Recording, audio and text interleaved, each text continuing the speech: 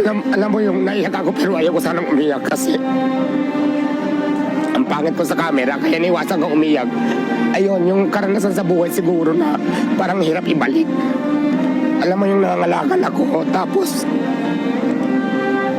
wala ka namang ginagawang masama. Lahat na ng diskriminasyon na sa akin na alam mo yung nilalaban ko yung sarili ko. Tapos kalakal lang naman yung hinahanap natin para mabuhay ako. Tapos lahat ng taong diskriminasyon sa iyo, lahat na lalaitin ka, parang hirap, parang kung maaari sana, ayaw ko na sana kami ibalik yun. Yun yung mga hindi ko makakalimutan sa buong buhay ko. Nakakaiyak. Pause ako, sorry. Yun yung mga moment na ang hirap ibalik. Kaya ngayon talagang binabalik ko rin sa customer ko kung anong bigay ni Lord sa akin na biyaya para naman maging masaya lahat. So yun, laban lang.